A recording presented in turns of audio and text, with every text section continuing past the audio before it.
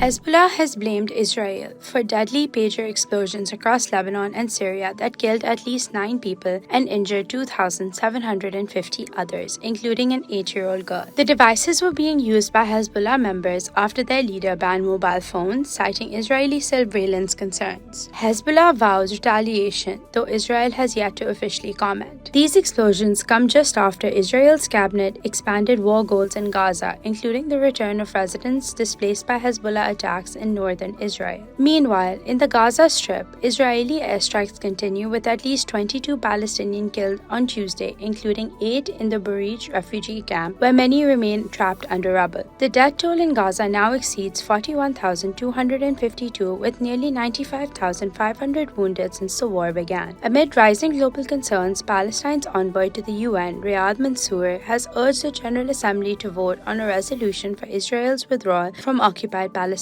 territories.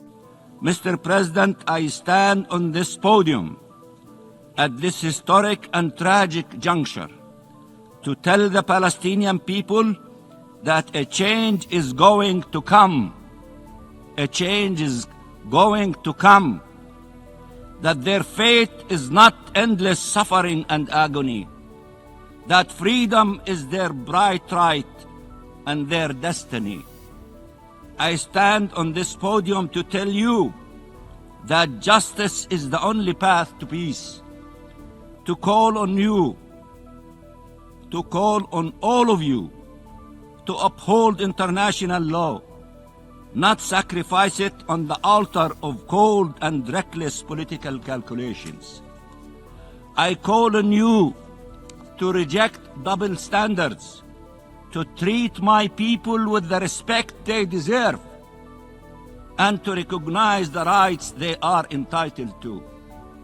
We are not a people too many. We are not a problem. We are a nation that asks for nothing more than your nations, but can accept nothing less. We want to live in freedom and sovereignty and dignity, and peace and security in our ancestral land. We are committed to the rule of international law and to justice and lasting peace in our region. This requires ensuring that same rules apply to all.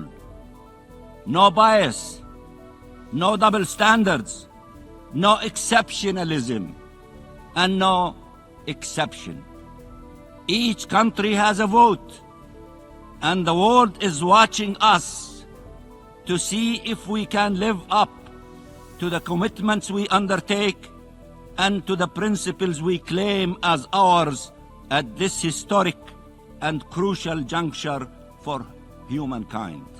In the U.S., Democratic presidential candidate Kamala Harris has also called for an end to Israel's war on Gaza, warning against reoccupation of the Palestinian enclave. We need to get this deal done, and we need to get it done immediately, and that is my position, and that is my policy. We need to get this deal done. But in the way that we send weapons, in the way that we interact as their ally, are there specific policy changes? Well, Eugene, for example, one of the things that we have done that I am entirely supportive of is the pause that we've put on the 2,000-pound bombs. And so there is some leverage that we have had and used.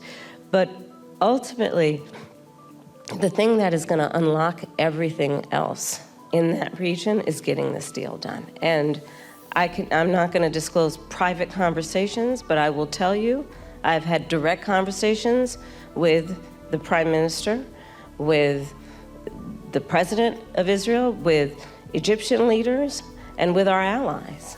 And I think we've made ourselves very clear this deal needs to get done in the best interest of everyone in the region, including getting those hostages out who, I mean, we saw the latest example of what happened with the 6 most recently, one of whom was an American citizen. I support the need for Palestinians to have dignity, self-determination, and security as we move forward and get a 2-state deal done. But right now, the thing we need to get done is this hostage deal and this ceasefire deal. We need a ceasefire, we need the hostage deal.